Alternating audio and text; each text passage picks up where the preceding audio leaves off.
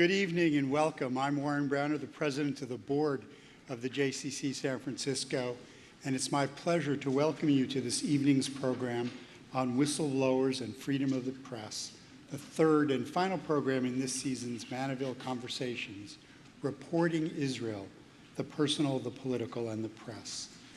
Through the generosity of the Laszlo Tauber Family Foundation and in blessed memory of Ingrid Tauber's late grandfather, Alfred Manovill, the JCCSF has had the privilege of presenting some extraordinary programs, including last year's provocative series, Loaded, Jews and Money, as well as conversations with Nicholas Kristof, Leon Wieseltier, Saul Friedlander, and Rabbi David Weiss-Livni.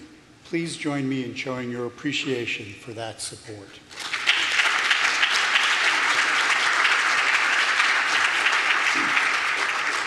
I'd also like to thank tonight's community partners, Congregation Emmanuel, the Contemporary Jewish Museum, the Creative Writing Department at San Francisco State, and the New Israel Fund.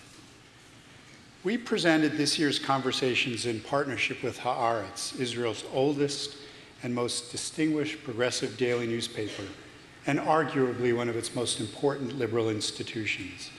Owned and run by the Shakin family since 1935, Haaretz has no competition when it comes to importance as an unrivaled national stage where Israeli life is played out in news articles, features, op-eds, and reporting that often raises uncomfortable and controversial issues.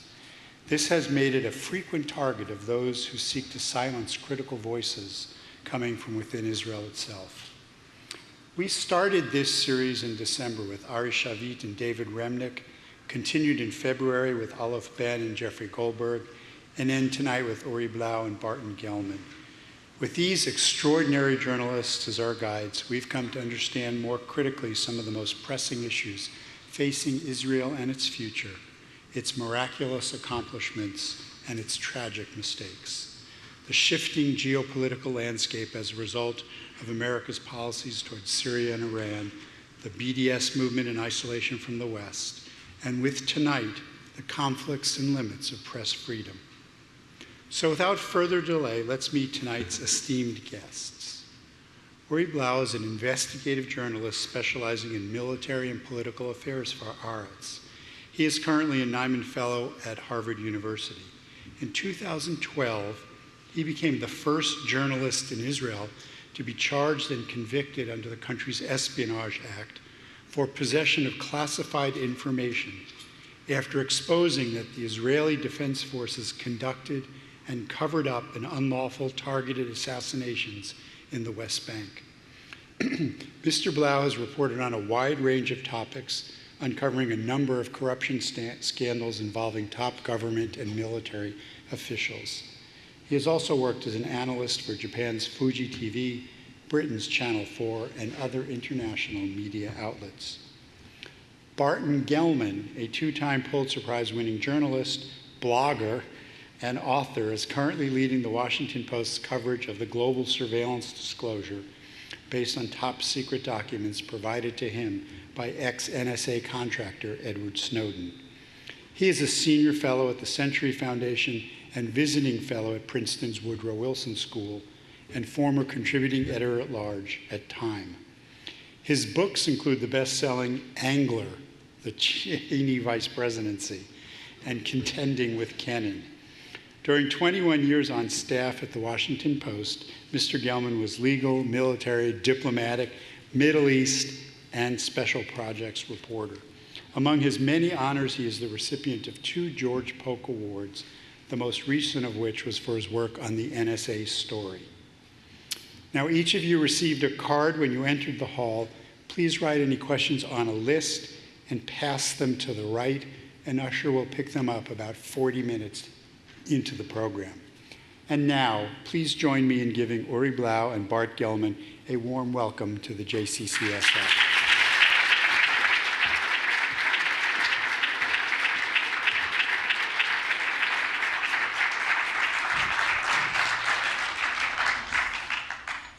Good evening. Thanks for coming. Good evening. Thank you. So that voice that told you to turn off your cell phones, I've just learned backstage that the official trade term for that is the voice of God, which is appropriate here. I know a synagogue in New York where the voice of God is actually played by Tony Randall, who was the voice of God in one movie. I'm really happy to be here. I've got close family ties with this place. My brother, Alan, who's here with his family, was on the board some years back, which means that I got this gig through nepotism. What's the Israeli word for what do they call it? Politics, maybe? Yes. Yeah.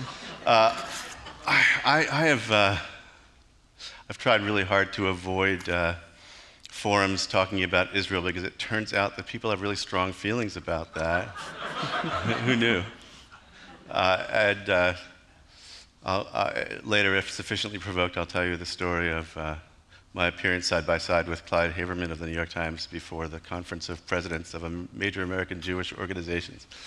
I'll leave that for later because we're here to talk about investigative reporting and national security and the sort of comparison and contrast here and in Israel. And after all the talk of Snowden this and NSA that and all these documents, I'm actually quite relieved to be deflecting attention to another guy who received a large number of classified documents on a thumb drive in electronic form and broke some very important stories in Israel and a very different national and legal response. So I'd actually like to start, Uri, by asking you to tell a little bit about the story of the documents you received and what did they tell you? So basically, I've been working in Haaretz since 2005, and in 2008, totally in a random coincidence, I've met a former IDF soldier who actually she was a journalist herself, covering the media for a website in Israel, and she came to cover a convention Haaretz held, and we started to chat, and later that day, we've met again. Basically, we both live in Jerusalem. Both our parents live in Jerusalem. It was Friday evening, so we were both heading to Friday evening meal with our parents. And I gave her a ride. And so it was like 6 hours after the first time I met her. We were driving in road 443, you might know. It's the road between Jerusalem and Tel Aviv going through Modi'in. And this is back in 2008? Yes. And suddenly, in the middle of the way, she's pulling out a memory stick from her pocket and saying, I think you'll find something to do with the stuff I'm having here. You know, I used to say, you know, I talked to journalism students or some public event or another, I said, it's not as though someone just comes out of the blue and hands you your story, and it really hardly ever happens. Yeah, if you wouldn't know otherwise, you'd think you kind of win the lottery, but knowing what followed, then it's a more complicated story. Well, probably. It wasn't a completely happy story for you. But first, give a sense of what the document said. There was kind of a blockbuster story in it, so talk about that. So basically, she really gave it to me, and she didn't tell anything from the content of the conversation. It was obvious it's related to her service in the IDF. And she'd been an assistant to the chief of the Central Command. Yes. She was what we'd call a secretary within the military, a very low-rank soldier. Now, it wasn't a coincidence she gave it to me, because I've been covering military stories for 10 years by then, and she knew that I've been in touch more with low-rank soldiers rather than with the IDF high brass or officers. And I think I would say she did approach another journalist before approaching me, and he wasn't willing to accept those documents, which might tell you something about the way journalists in Israel cover military issues. Interesting. Well, I mean, there is a censorship regime, and we'll talk about that. Yeah. So basically, I'm heading to my parents Friday evening. I'm getting home, but I'm obviously more curious about what's the memory stick than the dinner. And I'm totally late for dinner, because you put the memory stick in the computer and you see thousands and thousands of documents. And this is really like a bonanza for a journalist. And it took me weeks to understand what actually I'm holding in my hand, because I'm sure you have had a similar experience, I would assume. Or months. Yeah, but there are thousands of documents. They are classified secrets of the Israeli military, or some of them, all of them? So, definitely some of them. Some pose no significance whatsoever, like it could be an Excel forms with information that is really not interesting for journalists. Some are like really top secret documents about programs that the IDF have in case of all kind of scenarios. And this, due to the, first, I don't think like those kind of things I wouldn't have tried to publish to begin with. Because of the military censorship, which we'll probably talk about later. But B, like some stuff are really, I don't think, not everything probably. So war plans. Yes. Right. But it took me a few weeks, again, to understand and to realize, to pick up on a very particular story. And this is the story, and this was, I found out there were quite few inside, like basically documents related to targeted assassination, which back then was a very common practice in, definitely in the Gaza Strip, but also in the West Bank. No, it was not a secret that the Israeli government engages in targeted assassination. I mean, even I was a correspondent in Israel in the second half of the 1990s, and it was already an open secret, put it that way. Yeah, it's definitely not a secret, and I think it's the first targeted assassination during the second Intifada took place maybe 2000, maybe it's back to 2001. But this had also been the subject of legal challenge, legal rulings in exactly. the Israeli Supreme Court. I think in 2004, Israel tried to, and she did assassinate the Salah Shehada, one of the Hamas leaders in Gaza. And the Israeli Air Force dropped a quarter-ton bomb on his house, killing himself and 14 civilians. Majority of them are actually kids. And then a few human rights organizations challenged the policy of targeted assassination and approached the Supreme Court of Israel, which took years to decide, but basically the Supreme Court gave a green light to conduct targeted assassination, but he did pose certain restrictions.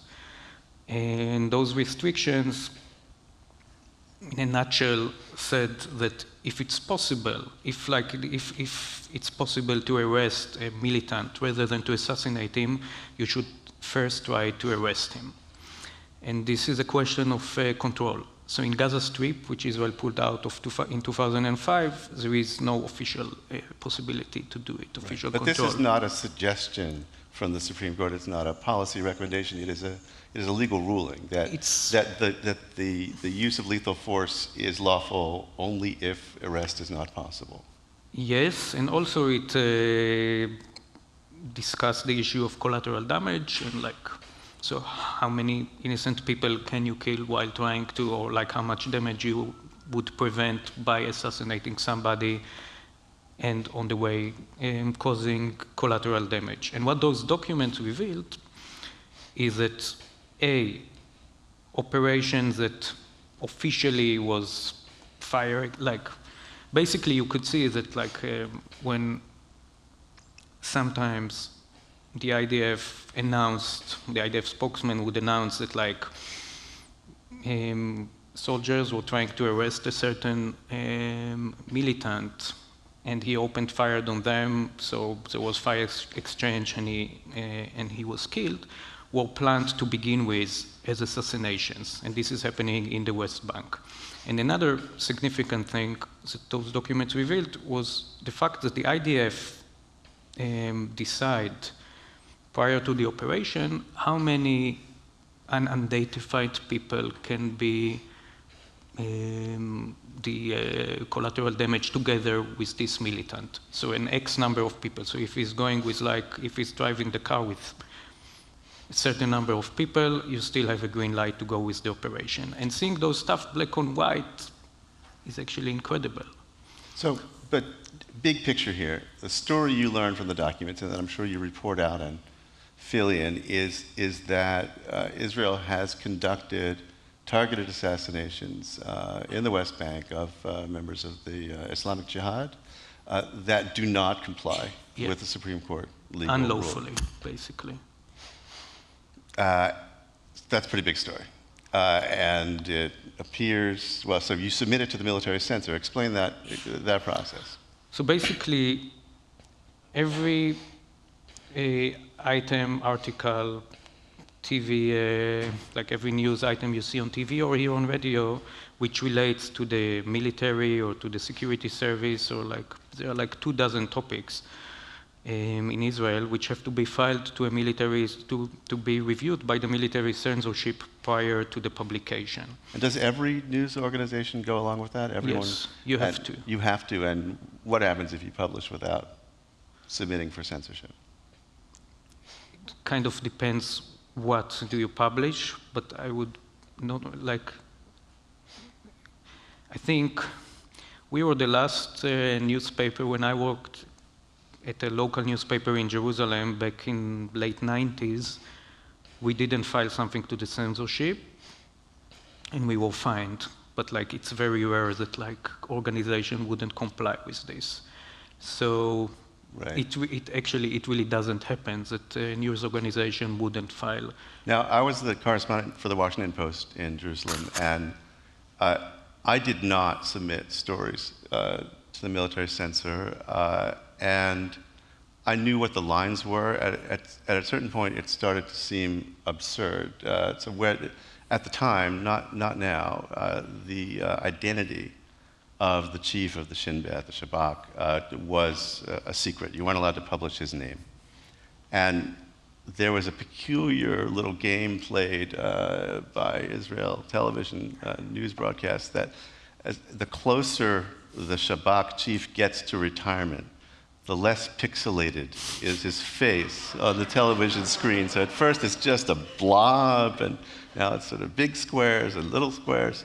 And this struck me as being absurd, and I wrote about it, and I wrote in the story that the guy's retiring, what I forget, in 2 weeks. And his name is Carmi Gilon, who now, appears in a major, documentary film that you could go out and watch, and I recommend it, except I can't remember its name. The Gatekeepers. Yes, the Gatekeepers. And I got called in by the Foreign Press Office, by someone I'd never met, someone with a very fierce demeanor and colonel's insignia, and they threatened to take away my press card. So it's not exactly the kind of risk that the Israeli press faces here. So in this case, you submit your story, and you've got a draft story. You show the whole text, which says that you've conducted illegal assassinations. So what happens? So basically, after you file these kind of stories, you get back the page, but with a bunch of black marks on it. And then you can argue with them, which usually doesn't help much. But I would say that in this particular case, they did prevent like certain parts of like they did censor some parts of the article and some parts of the documents that we were planning to publish. But surprisingly, they didn't censor as much as I would think they would.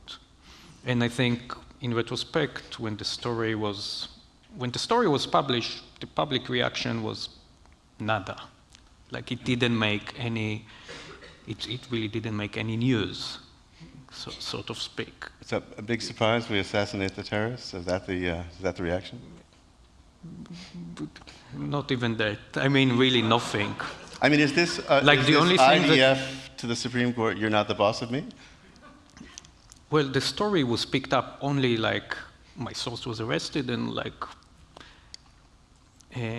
everything else happened, and then like the story was kind of republished or like reappeared on the web, and then like people were reading it, and suddenly it became like a very readable, one of the like most readable story in our website. But prior to this, nobody picked it up except from the IDF itself, which opened like a full-scale investigation Okay, so public reaction is muted, but the IDF is not. You've got clear. You've acknowledged that you've got secret documents, Yes. and you're writing about something that they did not want to talk about, and so they open an investigation and they discover your source. That's yeah. Basically, the IDF couldn't discover the source, and the stuff I know now is like not what I knew back then. But the head of the chief of staff, Gabi Ashkenazi, of the IDF, approached his friend, the chief of the ISS, the Shabak, Yuval Diskin, and asked him to open an investigation in order to find who leaked to Uri Blau those documents. I would say that I also conducted an investigation to the business of Gabi Ashkenazi, and it all happened like in a close proximity of time. So Uri does not choose slight targets. He did very strong investigative stories that exposed highly questionable financial dealings by Ehud Olmert. This story is referring to has to do with with business ties involving Gabi Ashkenazi and Ehud Barak, and also separately on Barak's business and the way he funneled money into a company controlled Owned by his daughters. And, yeah. so I mean, so Uri is not aiming for popularity. It appears. All right, let's move on. Your source is arrested, Anat Kam. She eventually agrees to a plea bargain and is sentenced to what, 4.5 years in prison? Yes. And she is serving in prison now. No, she was released about a month ago. She was sentenced to 4.5 years. Later, Supreme Court reduced her sentence by a year, and then she was out after 2/3 of her time. Right. So she's arrested in 2010 and sentenced in 2011, and next they come after you. So not actually next. It's all happening at the same time. The thing is, she was arrested while I was on a 3 months leave of absence traveling China. And it was all under gag order when she was arrested. She was arrested in December. And the story only broke up like April the next year. So this is another interesting thing.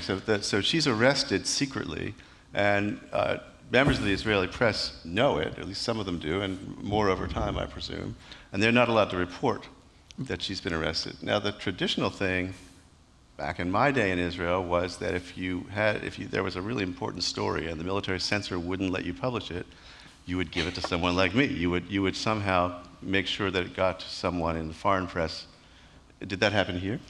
So first, unfortunately, it didn't happen here, but like we should be actually accurate because it wasn't the military censorship which forbid the publication on her arrest, but a court gag order, which something to know, it's a very common practice now. It's actually being, well, the Shabak asked it in this case, but usually every time there is like a serious crime happening in Israel, the first thing that police does is go to court and ask for a gag order.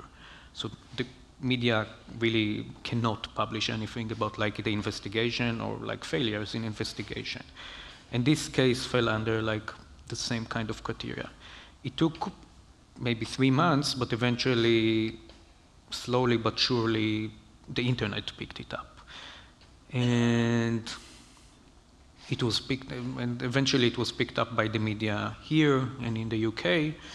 And then, like, they really couldn't handle it anymore, and they released it. But, like, the fact that it became, like, the big secret, kind of, in Israel, so it made it, like, much bigger story than it was, which definitely harmed my source, Anat Kam, in her trial, because she became suddenly a traitor, almost like me. I also became, like, one like it's really hard, and then when a story becomes, like, such... Okay, so in this country, a criminal investigation and prosecution of a source who divulges classified information to a journalist used to be very, very rare. It's less so lately. Under the Obama administration, sort of famously for people who follow this sort of thing, there have been more of those prosecutions in Obama's sort of term and a half than all previous presidents combined. Even so, it's still a relatively small number. What doesn't happen here, what hasn't happened here, and what I personally would hope doesn't happen anytime soon, is prosecution of the journalists. And so that's a line that you're crossing in Israel that we haven't crossed here yet. So what are you charged with? So basically, let me just explain. I was away out of Israel when she was arrested. And security service really wanted me to come back, which I wasn't willing to do so easily because they were threatening. This source on Atcam wasn't my only source. And I've been working more than 10 years and collected quite a significant amount of military documents from various sources. And there was a very serious threat to the rest of my sources. And it took over almost a year to negotiate a deal which will allow my return to Israel. And the deal basically assured that none of my other sources would be arrested or investigated, and like the security service would not search for them. And I didn't get this immunity. So when I came back to Israel, I was investigated for, 11 hours, and it took some months, but eventually I had to return all the documents I've collected during my work, and they were destroyed in front of my eyes, but it's like more than 10 years of work that basically go to... Oh, is that strictly government documents, or does it also involve your notes? It was involving much more than notes. It was involving notes, emails, wow, phone records. Like if I speak with somebody and I record a conversation, all of this had to be destroyed. And the reason for this was I've been after I returned all the documents, I had to go through a polygraph test. And I don't know how many of you have ever been in a polygraph test, but it's not like in the film with Robert De Niro and so it's 8 hours in which you are being completely, in a way it was much more difficult than the investigation because you really feel naked. You're sitting in front of the investigator, he asks you questions again and again and again, and sometimes every set of questions is being asked 4 times, but the 4th time you don't answer, you don't say, he tells you you have to say it only in your mind, I can see your heartbeats or whatever they try to see. And this is...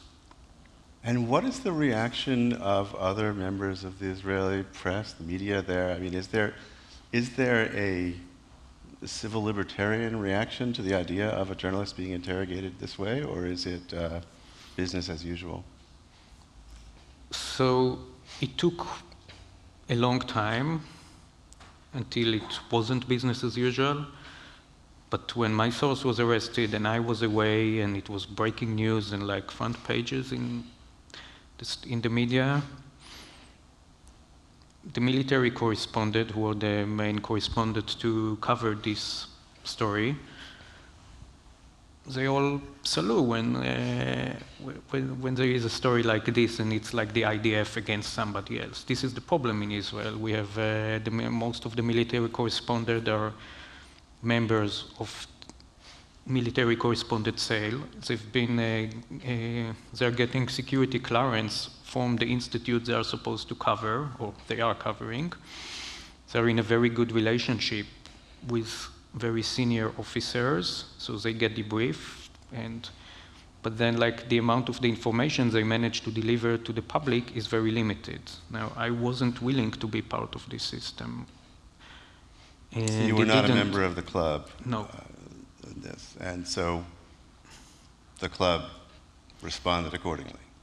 Or didn't? Well, yeah, they were definitely, if they took a side at the beginning, it was definitely not my side. Later, a few dozen journalists did sign a petition calling not to prosecute me because it would be a precedent. It didn't help. There was even a small demonstration. And I mean, I understand, as a journalist, I wouldn't want to go and demonstrate. I mean, I understand how awkward it is for journalists to suddenly find themselves in the other side. For me in particular, from the guy who covered the news to the guy who becomes the news, was like kind of crazy experience. Very interesting, but like not very pleasant. So. Right. So I mean, a reasonable person sitting up here, and by the way, we can't see a thing from the stage, so you know, we can't read facial expressions. If you want to make your views known, you sort of, you know, throw something.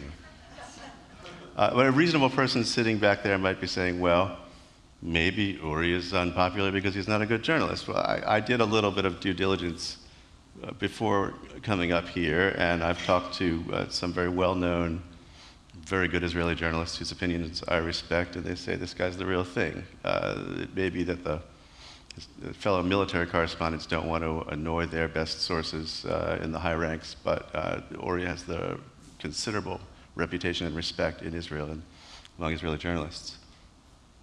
So this makes me wonder, well, you should finish the story here. What's the result? You eventually were charged with espionage. Yes. And you agreed to a plea bargain. Why? Yes, because the maximum punishment I was facing was 7 years in prison, and I've been offered to, I think at that point, like everybody wanted to leave it behind them, so they offered me like, you serve 4 months, so it's 4 months prison, but like since it's like the Israeli law, 4 months you can actually do community service. So for 4 months I've treated old people, and now I have a criminal record. Did they make you promise to be a good boy from now on? No more publishing secrets? No. Interesting. Although you definitely think again before, like, I mean, yeah, it's a good question. Would I get like this like memory stick again? Would I take it?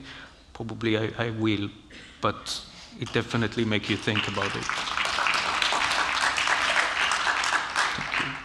It's funny because people talk about whether the journalists here who are doing the Snowden NSA story are taking on big risks, and I don't make light of the many different kinds of risks involved in a story like this, including that you'll make a mistake and publish something that really does do great harm, or the legal risks, or all kinds of other journalistic risks. How do we know that this stuff is authentic or verified?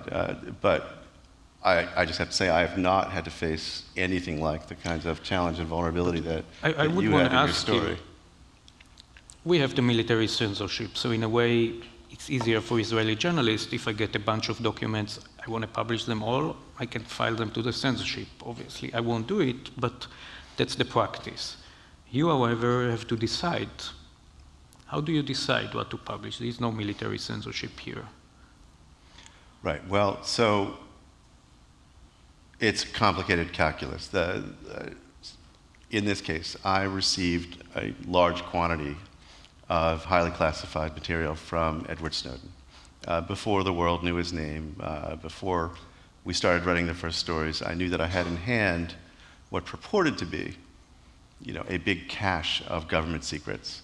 And the first question you asked, and I'd been asking it for months because it was a long process of mutual getting to know one another with Snowden, can he trust me? Because his biggest fear is that he'll have taken all this risk to expose what he considers to be an important story, and then the journalist that he gives it to will balk, be afraid, or their news organizations won't want to anger people in power, or that someone will stop us, someone will come and take the documents and destroy them in front of our eyes, as also happened in the UK with The Guardian, after The Guardian had already sent copies elsewhere. And so he worried about whether he could trust us. I worried quite a bit about who is this person and what is his motives and is he telling the truth.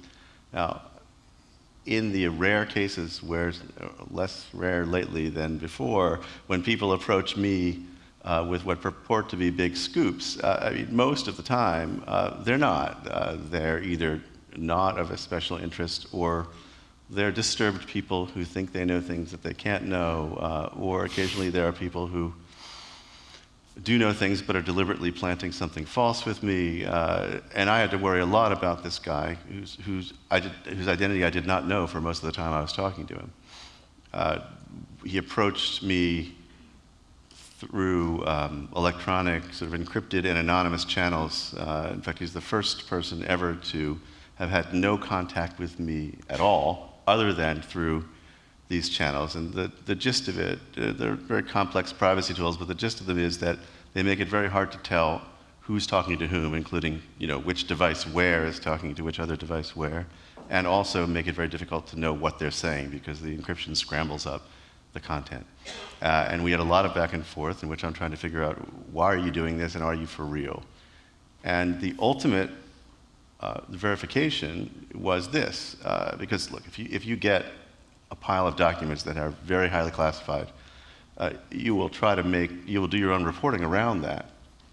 And I did that to try to verify, understand the context, and so on. But there's no way that I'm going to independently verify everything in a large number of pages of classified documents. The number of people who could tell me that, if they would be relatively small, and of course most of them wouldn't. The way to verify in this case was, after I'd done the reporting I was going to do, is go to the U.S. government. I've done this before, not with a big cache of documents, but I've learned secrets before. I spent 20 years, most of them, writing about either diplomacy, military affairs, intelligence affairs, subjects in which, almost by definition, everything that you want to know, everything that's going to go in your stories, in principle, could be classified. It may not be a document, but if it's foreign affairs, if it's defense affairs, and they haven't testified about it or given a public speech about it or issued a press release, it's very likely to be classified. And sometimes for good reason and sometimes not. And so what I had always done is what I did in this case. On a very sensitive thing, I got in touch with a senior official in the White House who I knew, and a senior official in the intelligence world who I knew. I went to their personal email accounts, and I simply said, I have an important story. I have highly sensitive material. You know that I don't come to you like this very often. Tell me how you'd like to talk about it, because I'm not going to send it over an open email. Or I'd prefer not to talk about it on an open phone conversation either. And so I got a quick call, and I said, the first story was going to be about PRISM, the NSA program that obtains information from Silicon Valley. I said, get a document with this title and this author and this date, and then call me back and tell me how you'd like to interact. And so here's the first stage that answers your question. But are those officials or your sources? And now I'm going to people who are officially responsible. These are sort of these are high-ranking political appointees who are responsible to the president, who are going to be acting according to the U.S. government's policy rather than freelancing on their own, rather than speaking to me as a confidential source. They often want their names kept out, as they did again in this case, and that's a whole different story, and it's a pathology in the relationship between journalists and government officials here. But it's not because they're secret sources or their bosses don't know what they're doing. It's a way of diffusing accountability for what they say and all sorts of other things. But the key point here is that in order for them to say, we're very concerned about some of that document, we do not want you to publish that, they have to stipulate that it's authentic. We're not going to have a hypothetical conversation, though people have tried occasionally in the past. So they say, if they're going to make a statement that your story would do damage, concrete harm to the national security of the United States, we're going to say, all right, so let's start from the proposition that this is real, and now let's talk about what your concerns are. And we take them very much into account. In every story I've done since, and it's been 9 months now, from the Snowden documents, the government has known, I mean the responsible agency or agencies have known before I published exactly what I thought, what we were proposing to write. And we had already made our own sort of choices of things that we would leave out. I mean, I'll tell you how the very first conversation went in PRISM. I mean, we're on an open phone line. To my frustration, they have, even 9 months later, they have not been willing to provide me with a more secure means of talking to them about these stories, which seems crazy, but there are bureaucratic reasons why this is happening. And so I opened the conversation by saying, all right, you've got the document now, everything from pages 17 to 24, something like that. We're not even considering publishing. It's just off the table. So just to be clear, so you give them the documents in a like... I did not give them the documents. I've shown them nothing because I don't want to assist in the investigation of my source, but I give them the name and the title and so on, and they know how to look it up. So they know how themselves. to read, yeah, I understand. Right. If they can't find it, then we're really in trouble. So they said, well, that's a relief. We're really glad to hear that. I mean, what the Washington Post doesn't want to do, what I don't want to do, is to write a story that exposes an intelligence method or an intelligence operation, the mere exposure of which ends it. What I want to do is I want to raise public debate about big policy questions like, is it okay with us, the people, collectively, as we have this conversation, that they're going to collect records of all of our telephone calls? Or is it okay with us that they are intercepting sort of millions of our communications, or actually, in some cases, trillions of our communications overseas? Because you can write a message from here to Kansas, and there is a very high likelihood that at some stage in the life of that communication is going to cross over foreign switches. Is it okay that they have a practice of assuming that anything on those foreign switches is foreign, and anything American that's collected is purely incidental, is their term for it, and they're free to keep it? And so I want to raise the policy questions, but I don't want to specify an operation that doesn't allow for debate because it's over as soon as I've said it. And can you imagine a scenario that there would be military censorship here in the U.S.? Can I imagine the outcome can be the same if it works accordingly. Look, the last time that the U.S. government tried to suppress a story in advance of its publication by using the compulsory power of the state was the Pentagon Papers, which was, as you will recall, a secret history of the Vietnam War that Daniel Ellsberg leaked to the New York Times and the Washington Post, and also to some committee chairs in Congress. And the New York Times was about to publish, and the U.S. government got an injunction preventing publication. The Washington Post then published, and the cases were joined, and the Supreme Court said, you just can't do it. Prior restraint is anathema in this country. It can't be done. That doesn't mean that that there can't be legal consequences for publication after the fact. I think when there are really large, big leaks to reporters, and there's never been anything here quite like the Snowden archive, then there are always going to be people inside the government who say, this is intolerable, this is crazy. How can we allow this week after week, month after month to continue? We should just go get these documents and burn them. I think there was very likely some kind of debate inside the U.S. government. So that actually raises two questions. First, how many months are we expecting to be getting more documents? I'd tell you, but I'd have to kill you. You'll have to, yeah. So what do you think about I feel like I've had good reason not to say I have X documents or I have X more stories coming. First of all, I don't necessarily know. These are not simple stories. There are hardly any of them in which you sort of, you open the document and say, oh, that's really interesting. Type it up, it's a story, you reproduce the document, and that's it. I mean, most of the material is extraordinarily dense and difficult to understand.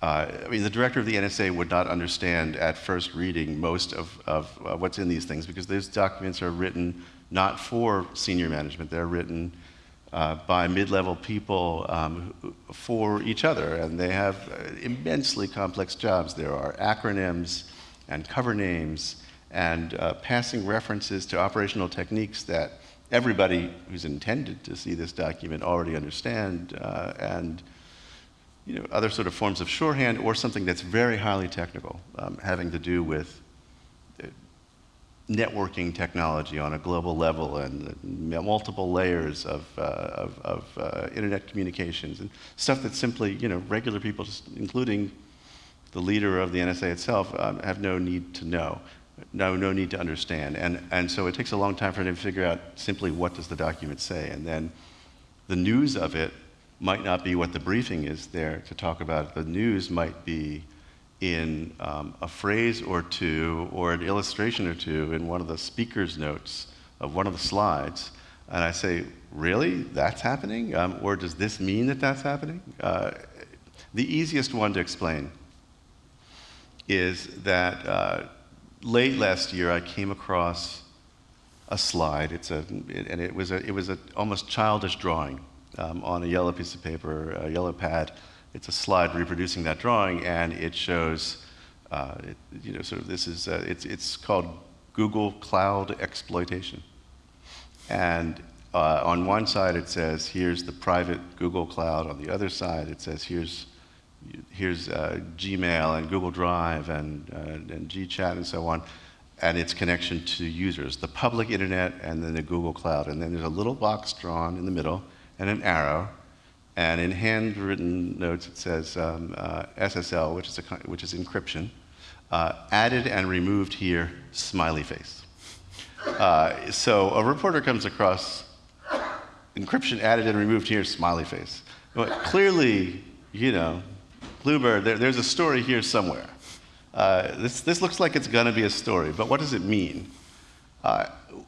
And I was working with a very good security and privacy technologist, and we spent more than a month coming up with 5 elaborate theories about what it could mean, all of which turned out to be false.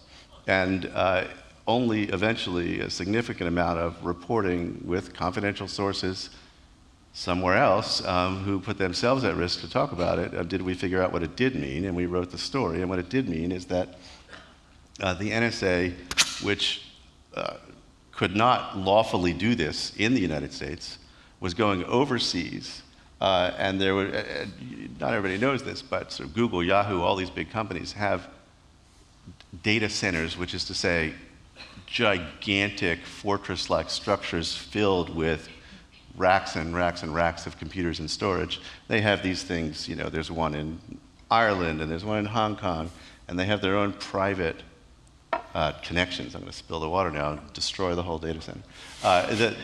They have essentially, there's a data center in 2 places. They have their own private connection between them. The NSA was breaking into that private connection and capturing all the traffic that went past, which means if you have a Gmail account or a Yahoo account, at some point it is a near certainty that your data crossed this point where the NSA was diverting traffic, because the data centers all synchronize.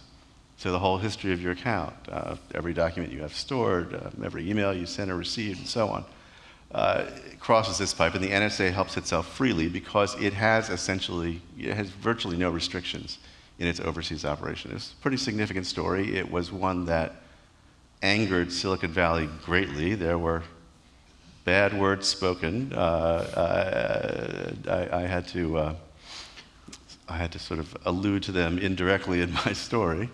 But this led directly to Yahoo and Microsoft and Twitter and Google, among others, to decide to spend a lot of money and engineering talent encrypting the links that they had previously left unencrypted, in an extraordinary act in which American companies are now deliberately thwarting operations by their own government's intelligence because they think they've gone too far. And so what do you think about WikiLeaks? Do you think, you've met Snowden in Moscow, did he think ever to maybe WikiLeaks those documents rather than... Snowden thought a lot about WikiLeaks and drew lessons from it. He also drew lessons from other whistleblowers before him, like Bill Binney and Tom Drake, who had both been NSA employees at fairly senior levels, much more senior than Snowden, and whose lives had been destroyed by investigations and allegations that turned out to be untrue about them, but who also had not made the kind of impact he wanted to make. They were attacked and discredited by the government and prosecuted, or at least they were under grand jury investigation for long enough that they had to exhaust their life savings on defense lawyers. And yet, the points they wanted to make, the issues they wanted to raise, did not get very far publicly. And Snowden decided that only documents could withstand the power of the government to sort of deflect and divert and push away or discredit a story. That's the only thing that would get journalists to say, well, it's not just some crazy 29-year-old kid who's making claims, he can prove them. But he did not want to dump it all out. He gave us material that he did not actually believe we should publish. And he asked us to make our own independent judgment about what would be in the public interest and what would be harmful. And we don't do this because we're sort of amateur geniuses at understanding national security. I have been able to anticipate, most of what the government was going to ask me to withhold, but we get our expertise the same way we do in every other kind of story, which is by asking experts and talking to the government and asking them to explain concretely why it is that this or that would be harmful. In most cases, we can find a line in where basically everyone in the conversation can live with it. There have been times when they've asked me to take things out and I've said no. And I said, look, I'm not the ultimate decision maker. You know the address. Here's the number for the executive editor if you want to talk to him. And it does sometimes go up the chain, but I'll give you an example, and it's the very first story about PRISM, about the collection of data from these internet companies. The one thing, after I said pages 17 to 24 were off limits, and that's because they exposed specific operations, specific targets. The thing that they most wanted me to remove was the names of the companies. They did not want me to say that Microsoft and Yahoo and Google, AOL, Skype, and so on were participating in this program, and I said, why? And they said, because if they're named, they and other companies will be less willing to cooperate. And I said, that's why we're publishing it. Not because we want them to stop cooperating with you, but if the harm you're describing consists of the people and the marketplace deciding that they don't like what's happening and they're going to do something about it, they're going to use some other service provider, or they're going to put pressure on the company, or they're going to ask Congress for new laws. That's why we publish things. That's accountability. That enables the public at large to make the decision. So do you reckon we are in this age in which we will get more and more stories like leaked to us in that sort of way? Look, I don't know. It's funny. Is this the future of journalism? Do you find this true? Because I go before an audience and we'll be talking about a story, and the thing that people often most want me to talk about is what's going to happen. And I say that I'm in an empirical business because I'm a terrible soothsayer. I mean, honestly, if you catch me making a prediction and you could figure out a way to commoditize it, I would sell short. So, look, is it going to happen? I'll answer anyway. Just be careful now. Technology has given enormous power to the government. It can do things with surveillance, for example, that were unimaginable before. Now, I'm not saying that our government is Big Brother. I'm really not, because there is no evidence in the files or anywhere else that I know of that what's happening now is like what was happening with J. Edgar Hoover or with the NSA under Nixon. I mean, there's no evidence that the surveillance is being used for the purpose of oppression, suppression, subverting the democratic process, except in terms of big policy questions. They're not going after this dissident or that potential opponent. So in that sense, it is not Orwellian, but in another sense, the powers of surveillance that they have and the amount of information they're taking about us as well as about foreign targets surpasses anything that Orwell could have imagined. So they have this huge technical advantage now. There's also the fact that it is possible and actually easy in normal circumstances to make a perfect copy, almost for free, transmit it near instantly to as many people as you want. And it is very, very hard to store information digitally in such a way that it's usable and can't possibly be copied by anyone and sent anywhere else. I mean, think about Daniel Ellsberg. I mean, I had him come to a class I taught one time, and he sort of showed the students who had never heard of the Pentagon Papers and sort of barely understand that there's this thing called a photocopier. Now, he said, this is what happens. He had 7 volumes of history of this. So you sort of pick up this big, heavy thing, put it on the glass, you push the button, and it's... wait a minute. So 30 seconds pass, and you have 1 page, and he had 7,000 pages. Today, 7,000 pages is, you could store 7 million pages on something the size of a fingernail, micro SD drive.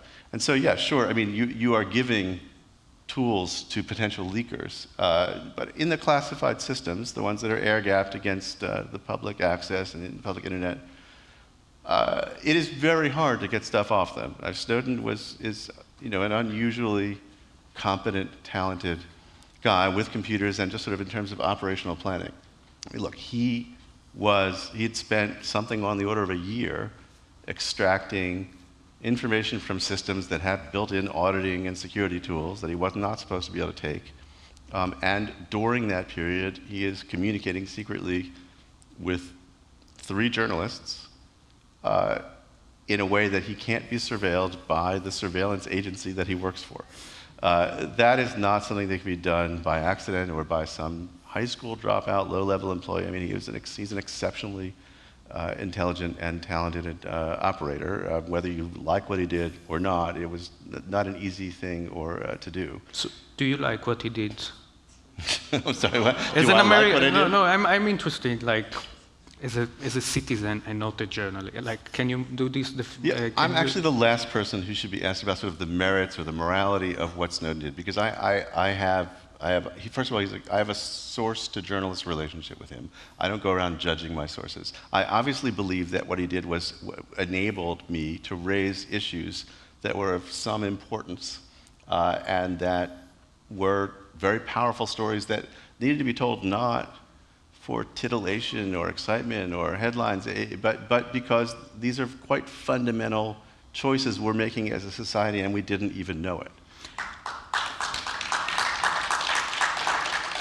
I agree, but there is an interesting difference between Snowden and Anat Kam, my source. Okay. Snowden, as you said, for a year he chose to do it. He was like a man on a mission. While Anat, after she was arrested and investigated, she basically said she made a mistake, and she made a foolish mistake, and she definitely didn't want to become the poster girl of classified information. Right, and that is very different from Snowden. Snowden is, as far as I know, the only significant leaker in the history of the United States who deliberately outed himself. He did not want to hide. I mean, we were very, very careful to keep our channels anonymous at a time when he was worried about being preempted, right? Because the last thing he wants to do is take all the risk and then have the stories get squelched. He's arrested, he never gets us the documents or whatever. But he told me all along that he intended to make his identity known quite soon, and he did. It was, I don't know, I want to say it's 4 or 5 days after the first story was published that he announced that he was the one who did it, and here's why, and he spoke quite articulately about his reasons for doing what he'd done, and he did so knowing that there was a high likelihood that he would be caught and sentenced, and he did it because he felt that it was the right thing to do. And how do you live with reaction from people who think it's completely wrong to publish what you are publishing? Because you hear these kind of comments in here as well.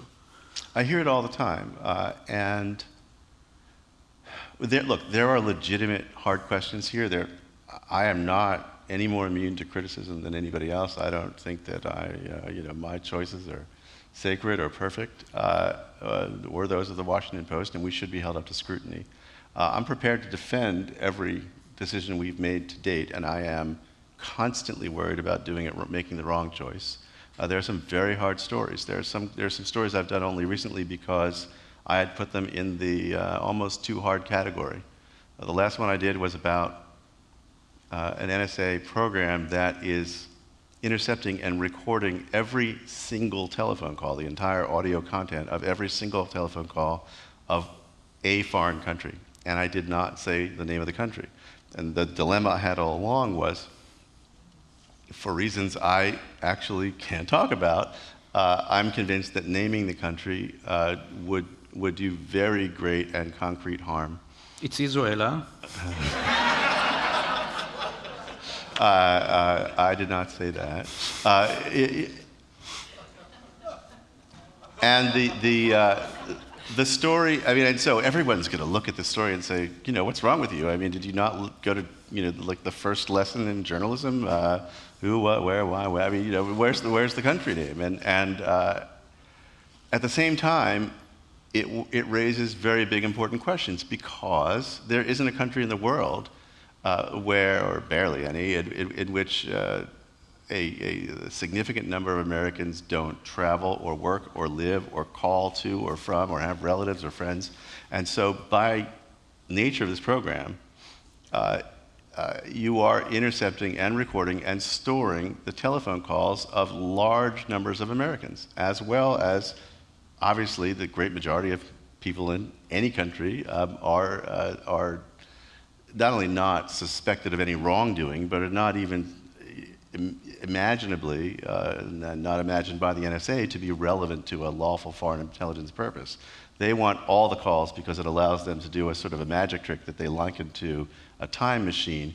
They can decide after the fact that I am an interesting target to them. They didn't know that last Thursday or last month, but now that they've decided I'm interesting, they can listen in on my phone calls without having collected on me, without having targeted me for collection back then. There's no other way they can do that. And I can see why they would want it. I can see why someone trying to protect the security of the United States would want to have a copy of every single communication on the planet. It might come in handy. I mean, if you maximize that goal, if you say the only thing here, the only consideration is, could this one day be useful for security? Sure, you take it all. But that's not the way we operate. There are conflicting missions here. And the answer to why I feel like we have a role in deciding what to publish is that there are two very fundamental interests at stake, which is self-government and self-defense. Sometimes, not always, they come in conflict. Lots of times, disclosure actually improves security. But let's just say for the moment that secrecy and security coincide. There are times when something has quite high stakes for democratic self-rule, and also has some significant value for security. And there is no competent authority to decide where to put that balance. That is to say, I'm not responsible to you or anybody else for the choices I make in terms of security. The president is disqualified from telling us what we need to know in order to hold him accountable for his performance in office. We don't allow the idea that he would say, okay, you get to make a vote, but you're only going to know this, this, and this. You don't get to know that, and only I decide that.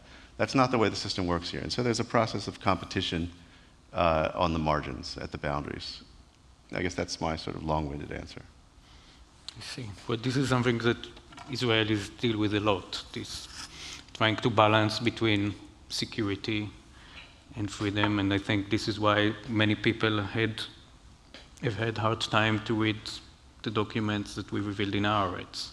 So, I mean, in Israel, the argument has always been made that it's sort of, it's a small sliver of land surrounded by hostile neighbors, and that security is of special, particular concern to Israel. Over the years, Israel has become the regional superpower, militarily able to defeat any combination of its neighbors, but it doesn't according to seem foreign sources, you according to foreign sources, yes, because you're not allowed to talk about the details of that. But I mean, look, almost any independent external military analysis would say that there is no combination of Israel's neighbors right now that could defeat it. But that doesn't seem to have sunk into the sort of security consciousness. On the way, in the contrary, like I think the situation just become worse. The country becoming more and more isolated. The way Israel chooses to deal with its problem is building fences all across every border, basically now, and Iron Dome above. That's the missile defense. Yes, sorry, that's, and it's not even, mortar shells or. But there's no sort of sense of, we're a little safer now. We're a lot stronger than we used to be when we could have been extinguished in the War of Independence, or when in 1973 it was a very close call. There's no sense that we're stronger now. We can afford a little bit more. Unfortunately, no, not at all. You can see it in the result in the elections and in public opinion polls. Why do you think that is? I think definitely Israel is a country that's living with a trauma. But this trauma is being fed by the government and by the media, who, to a certain extent, cooperate. So it's so interesting to hear the idea that even that the government itself as any kind of a unitary entity, which of course. You hear Netanyahu talk about Iran, the terminology he used is like, we are facing Germany in 1938. Like, I don't think this is a terminology we want to use while discussing, we are not in Germany in 1938, we are in Israel in 2014. Israelis do like, in fairness, they do like big, brawny, overheated rhetoric, right? I mean, when I was there, sort of everything is going to be a bloodbath. This election is an avalanche. It's a mapach. It's everything seemed so big and extraordinary, but then every now and then there are quite extraordinary events. I mean, I've covered conflicts along the Gaza border, and it's very unpleasant to be in Sderot or in the towns that being sheltered occasionally.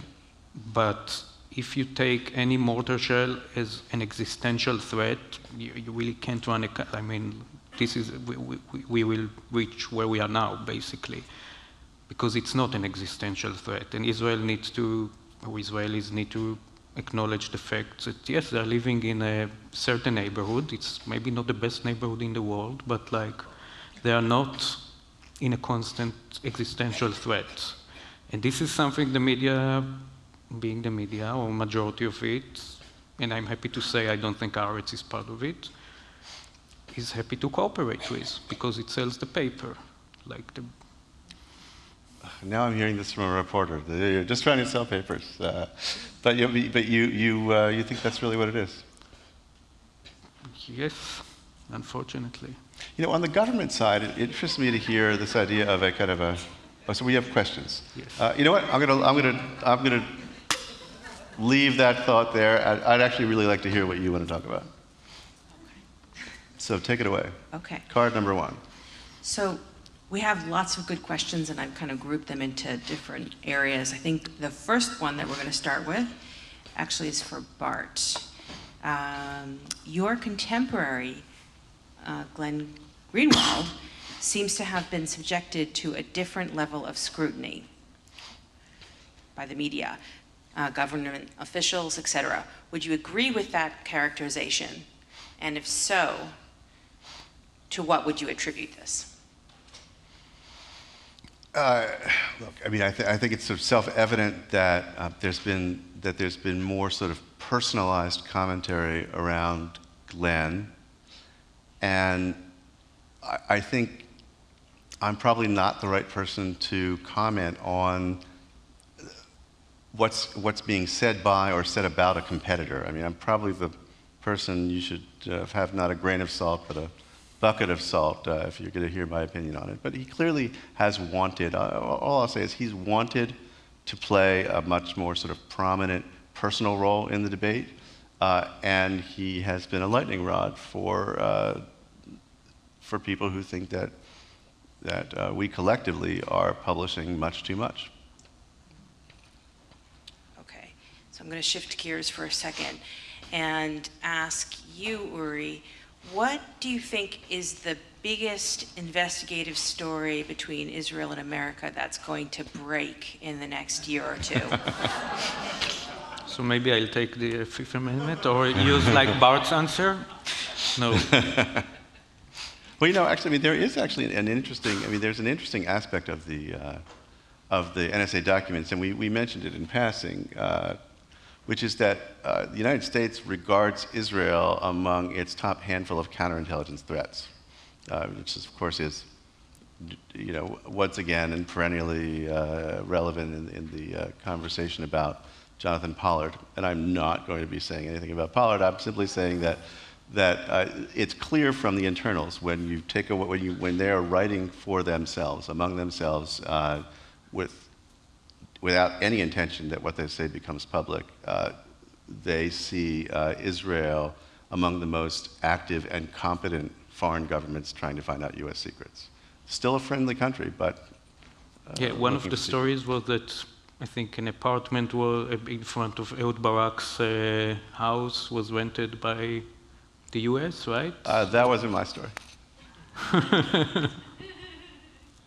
So I think one of the stories I've dealt, or I've made a series of articles about the way money flows from U.S. to Israeli either settlements or relatively right-wing organizations, some of them helping to build what we define in Israel as an illegal settlement, which means that even within the Israeli spectrum, like some of the settlements are legal and some aren't, and to promote all sorts of really extreme right activities sometimes. And big chunk of this money actually is coming from here, and partially it's coming through non-governmental organizations who get who are like, the donation to them are tax deductible, so basically it's the US government who finance or help finance policy she's like officially rejecting. And I would imagine that can develop to a bigger issue, definitely if the peace process is not going anywhere as it seems now.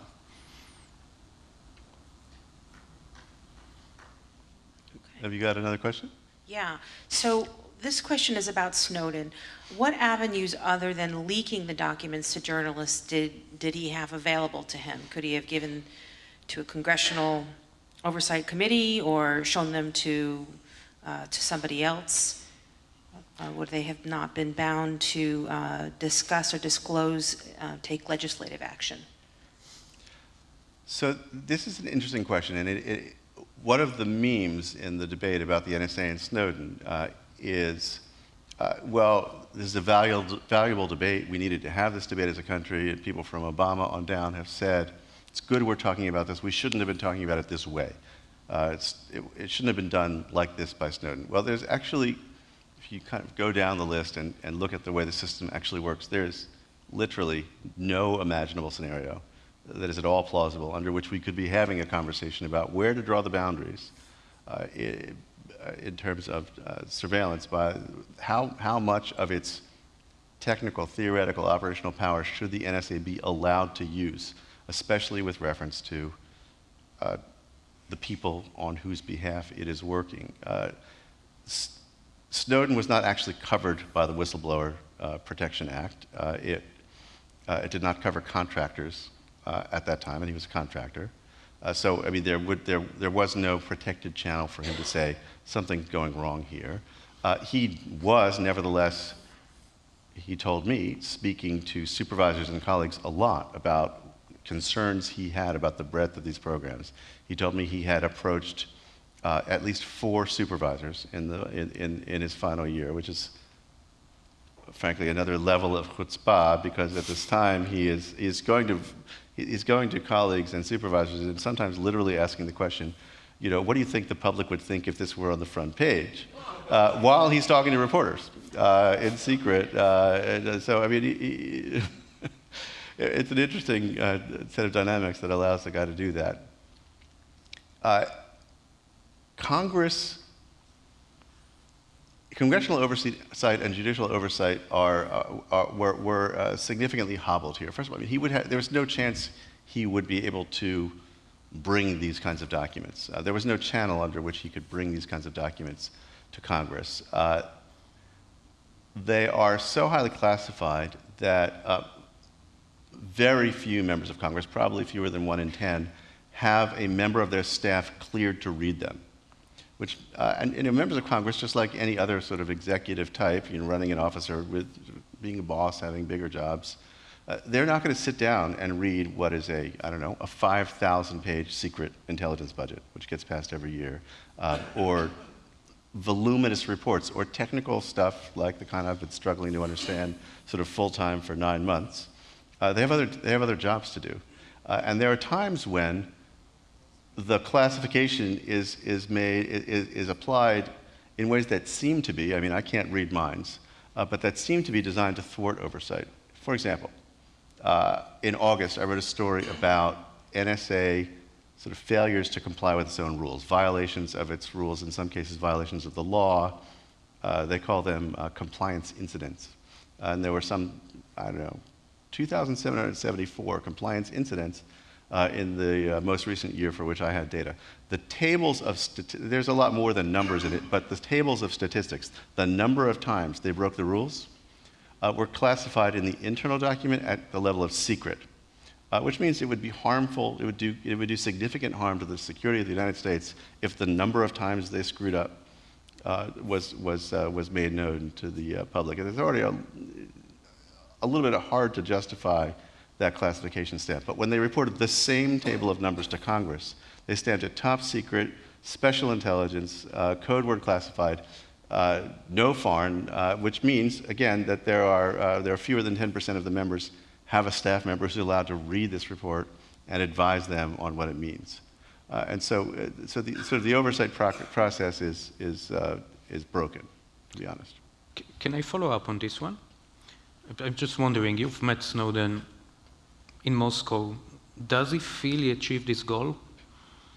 Yeah, so when I talk about how I talked to Snowden and had all these contacts and conversations with him, don't picture a telephone call, don't picture a face-to-face meeting. I mean, for a very long time, we were only using these sort of spooky, encrypted, anonymous written channels. But I did go and see him in December and spent 2 days with him in an undisclosed location in Moscow.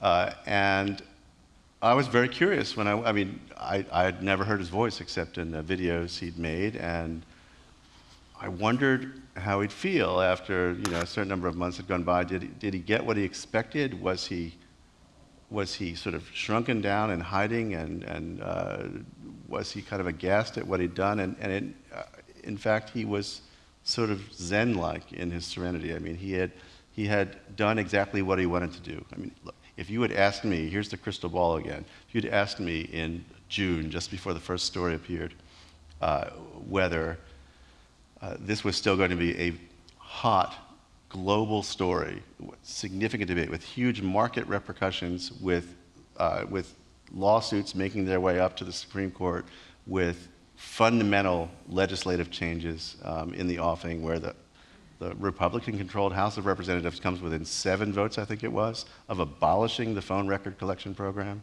and that's before the new versions of legislation are coming up. If you'd asked, would there the sort of global turmoil that lasted 9 months and still going strong, I would have said you're crazy. I mean, that is beyond all plausible ambition for a leaker. You want to get some public attention to this? I think it's an important story. I think people will pay attention, but I never would have imagined this. And he told me in a sort of a somewhat misunderstood comment, that I've already won. And what he means by that is what he wanted was not to make the decision, not to cause a particular kind of change, although he clearly knew what he hoped for. He wanted to enable the debate. He wanted the transparency to allow you to decide, and the market to decide, and the political process to exercise its normal checking power against the government. And in that, he certainly has achieved his goal. Well, I think we're out of time at this point, so I want to thank Uri Blau and Bart Gelman for joining us, and for all of you for coming. Thank you very much.